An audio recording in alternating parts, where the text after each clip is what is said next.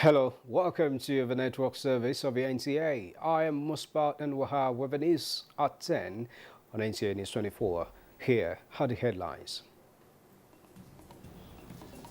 President Buhari makes strong case for highly concessional credit facilities to drive ongoing institutional reforms and fiscal measures in Nigeria. Nigeria commits to net zero emission targets of 2050.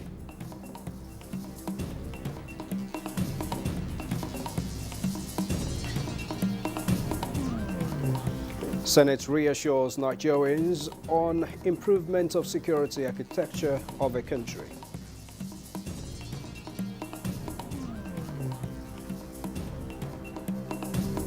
In Kaduna, NLC strike enters day 3. FG intervenes just as Nupeng reacts to arrest order on NSC president.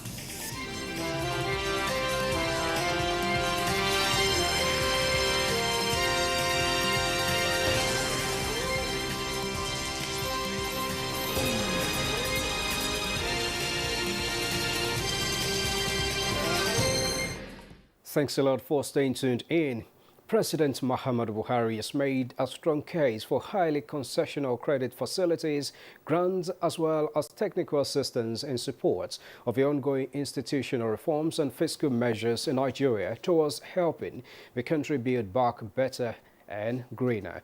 Addressing Africa Financial Summit on financing African economies, the president said Nigeria and other African countries are presently facing liquidity constraints that are not only preventing effective response to the COVID-19 crisis, but also hindering any progress towards recovery. State House correspondent Adam Musambo reports that the summit was held behind closed doors. The Africa Financial Summit, attended by dozens of African and European leaders, was convened by the French leader Emmanuel Macron to discuss ways of giving a big boost in terms of financial support to African countries affected by economic crises caused by the COVID-19 pandemic. Records show that sub-Saharan economies will need at least $425 billion of extra funding over the next 5 years. President Muhammadu Buhari described the initiative by the French government as welcoming, saying, however, that with many African countries experiencing debt distress, there is need for more sustainable and affordable financing solutions, including debt relief, restructuring, or even cancellation. Consequently, he requested that 20 to 30% of the new or unused special drawing rights of the IMF be on lent to low and middle-income countries. The president also made a case for developed countries to extend financial support for green energy investment and recapitalization of the international financial institutions like Afrexim and the African Development Banks to enable them provide concessional credit facilities to vulnerable countries. African nations, he said, are committed to implementing comprehensive reforms needed to strengthen debt management and promote transparency and accountability, both in the mobilization and use of domestic and external resources. Nigeria, in particular, President Buhari said, has put in place the Strategic Revenue Growth Initiative and therefore made a case for France and other developed countries to support efforts at curbing illicit financial flows as part of the overall domestic resource mobilization strategy. Presently, France and Nigeria have a strong financial cooperation, with the French Development Agency having a portfolio of 776 million euros as well as $592.3 million spread across 15 projects in various sectors of the nation's economy. As the president said, while discussions at a high level are about to be finalized on concessional credit facility of 70 million euros for health infrastructure in Oyo State, the federal government looks forward to major realignment of trading and other bilateral relations between Nigeria and France. From Paris, France, Adam Musambo, NTA News.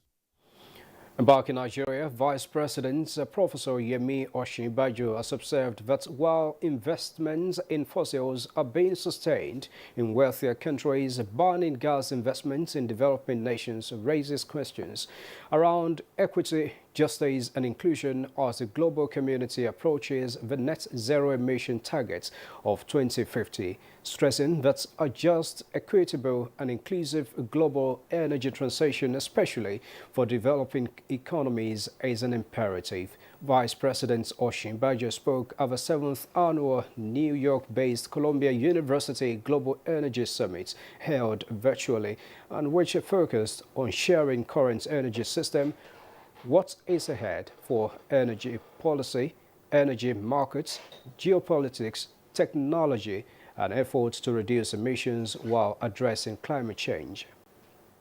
Ending energy poverty by 2030. If energy access issues are left unaddressed, we'll continue to see growing energy demand being addressed with high polluting and deforesting fuels such as diesel, kerosene, and firewood.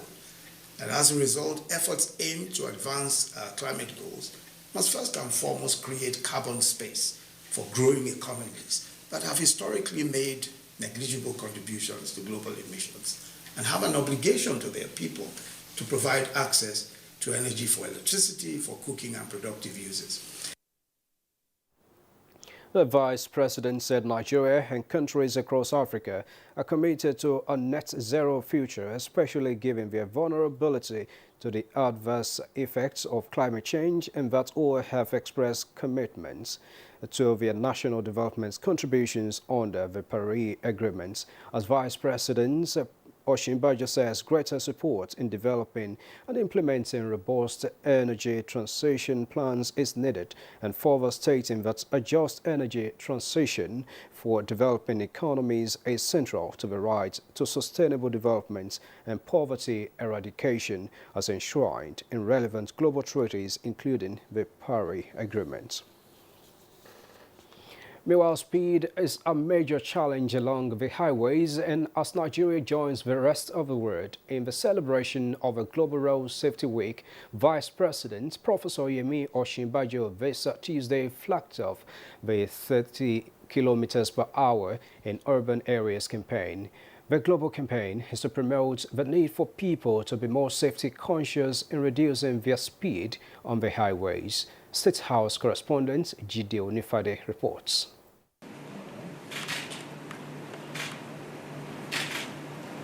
The seal of authority on the campaign and a show of oneness amongst stakeholders in the 30 kilometers per hour campaign.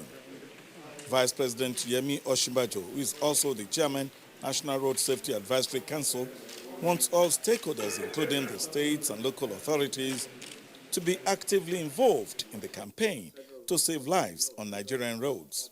I think that making road safety a public health issue is one of those very creative ways of ensuring that we're all able to synergize, that the Ministry of Health, for example, is brought into the picture properly, and which explains why the Honourable Minister is a key part of this of the activities of this week, and of course of the second decade of action. And I think that those synergies are important. The synergies between the ministries, and as we pointed out also, the synergies between the states, local government, and the federal government. 50% of road accidents for fatalities is as a result of speed violations, and this is as stated by the Federal Road Safety Corps, a trend which the Corps says must be curtailed. Something is going on in other parts of the country. It's promoting the need for in urban areas to cut down the speed, maximum of 30 kilometers per hour, and we believe we'll be able to achieve this with the cooperation of all the road users. Part of it is that the Corps will work with the Federal Ministry of Works and Housing to ensure that appropriate road signs are installed in the urban areas, and as well as the stop signs by the junctions. In the long term, the huge economic impact, we lose between 3 to 5% of our GDP annually from road crashes. That translates about 6 to 9 trillion naira every year. So the long-term impact is huge. Most developed countries have realized that, and took up road safety as a major investment, economic investment, and they are reaping the benefits today. For us in developing countries, we are still struggling. The health of human beings. Prevention is a basic component. Prevention, which they say is better than cure.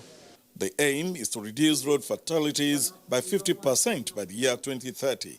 And it is hoped that with the cooperation of all road users, this will be achieved. In the State House, Jide Onifade, NTA News.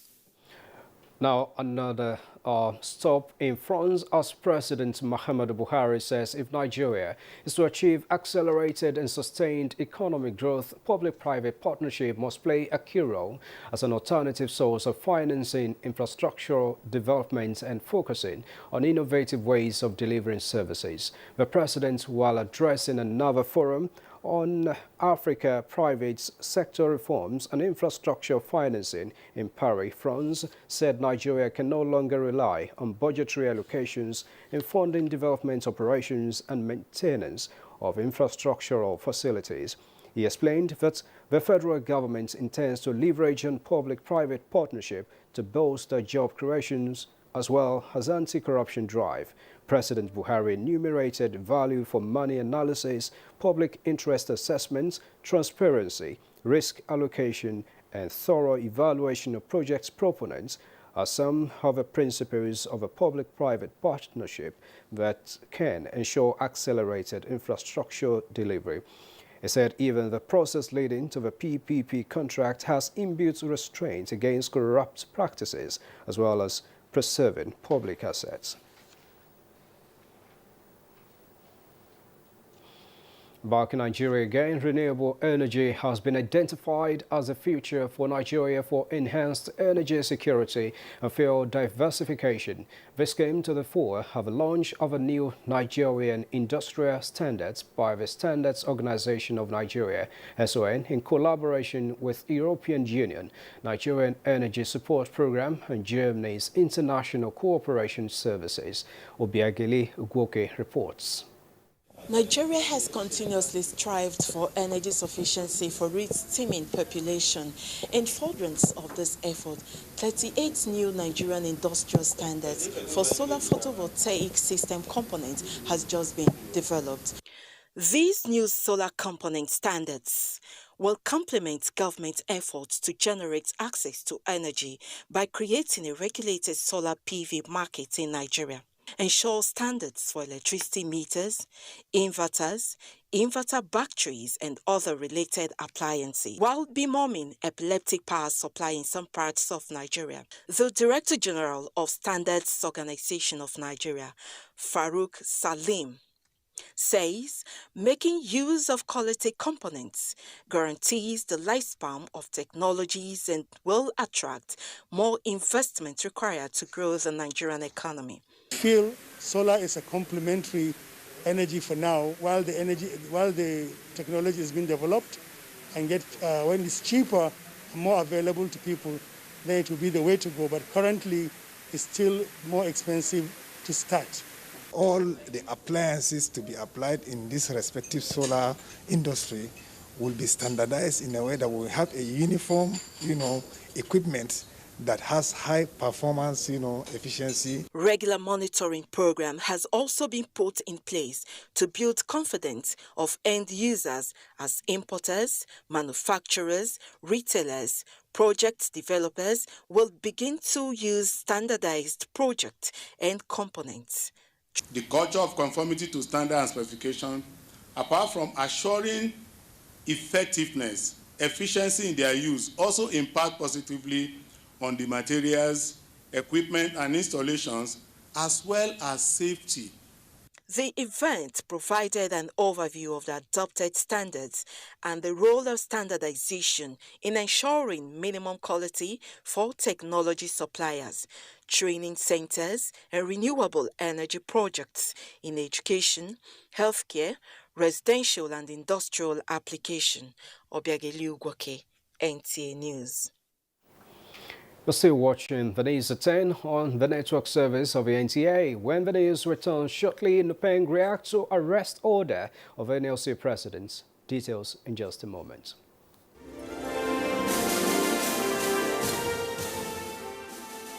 Advertising your goods and services on the right channel gives you an edge over your competitors. NTA News 24 has all the platforms for your target audience. The station is on DSTV channel 419, GoTV channel 46, StarTimes channel 101, and Free TV channel 703. With our digital format and wide range, we can reach your customers in next to no time. We are eager to promote your business, goods, and services. So, partner with us for a very rewarding business experience. For more information, please call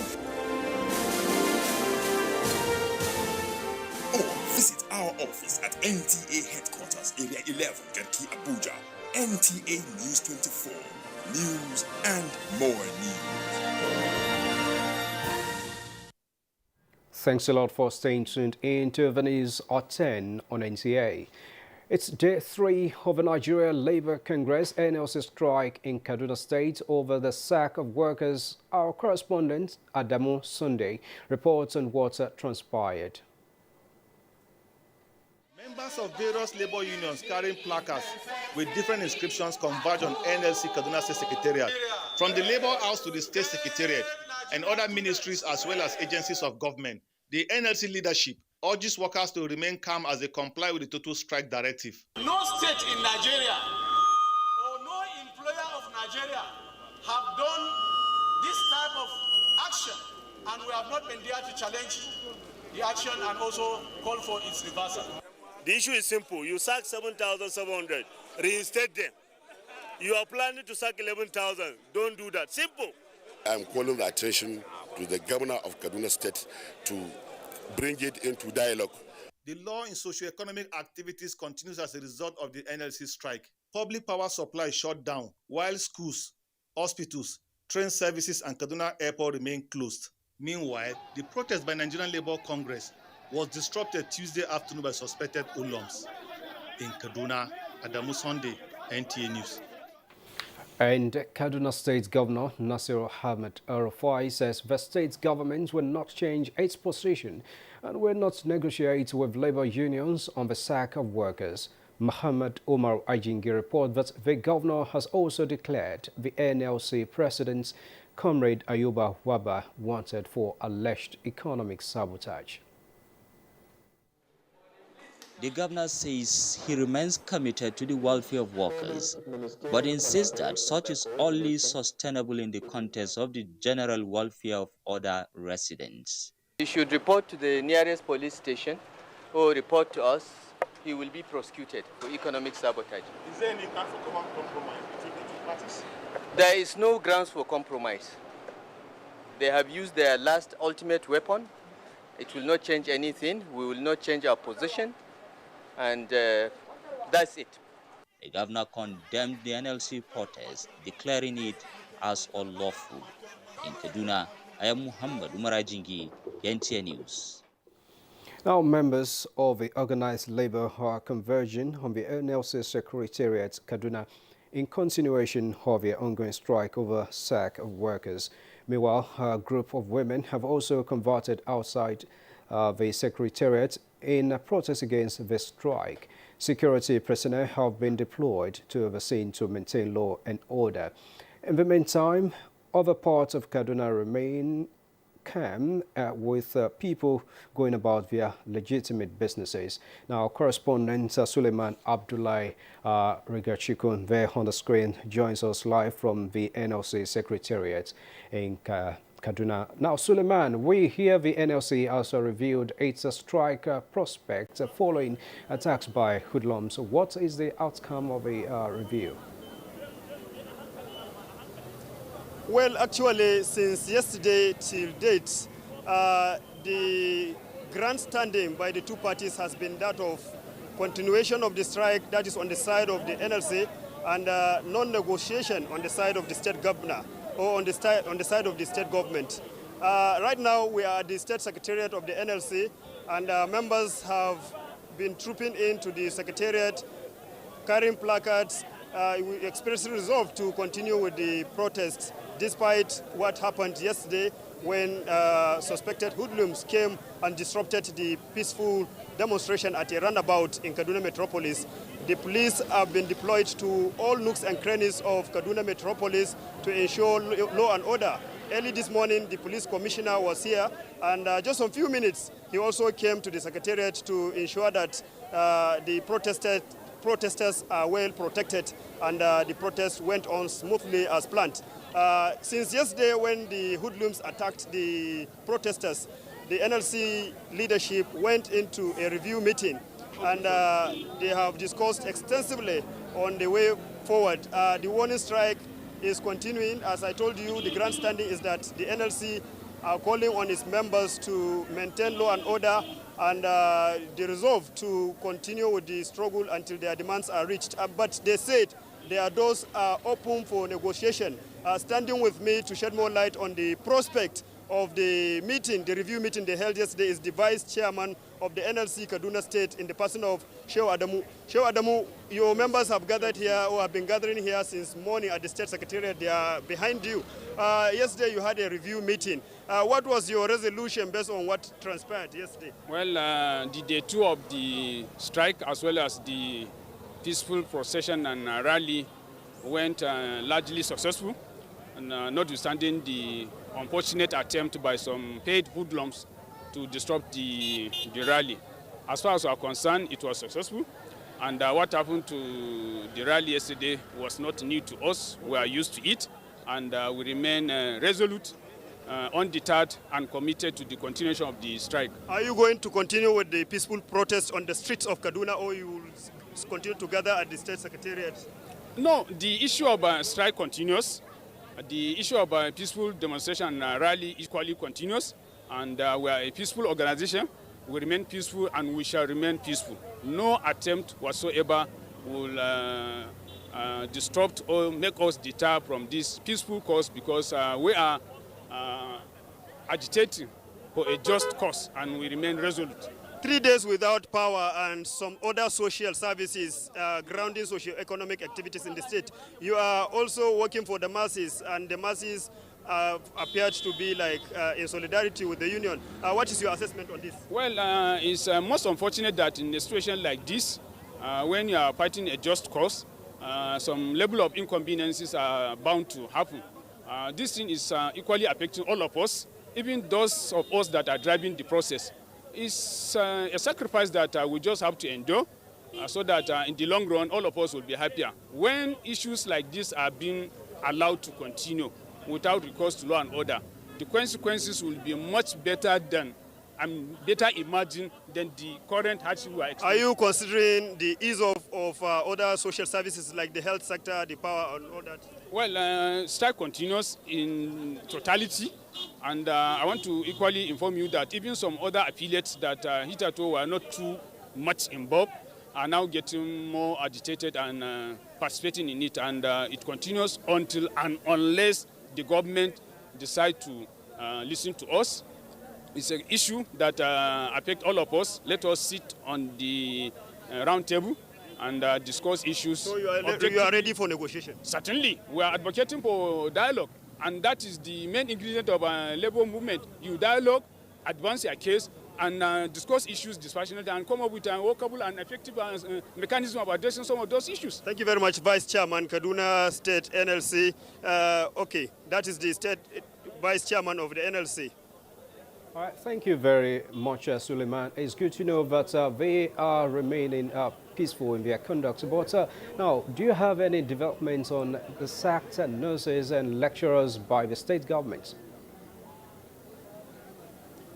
Yes, the information that emanated from Kaduna State government yesterday is that all academic staff of Kaduna State University who have refused to come to work, who have joined the strike by the NLC, the state government have declared them, sacked. And also the nurses in various public hospitals who have not come to work, the state government have declared them, sacked. And also a circular has been issued that all those who have qualification of nursing should apply for employment. So that is the stand for now. And I know that, based on our investigation, this places, the state university, the public hospitals are open quite all right, but workers have not really resumed. But we are yet to see whether the state government is going to change its stand and whether they are going into negotiation with the trade union. But this has some implication in the fact that academic staff union of universities, based on some speculations, are also going to join the strike, that is the ASU. And also the Association of Nurses are equally going to show solidarity to the strike. So this kind of stand by Kaduna State government really has a kind of impact on other trade unions to rally around the NLC in its subsequent struggle. Suleiman, thank you very much for your input, and we expect you to keep tab on the situation right there.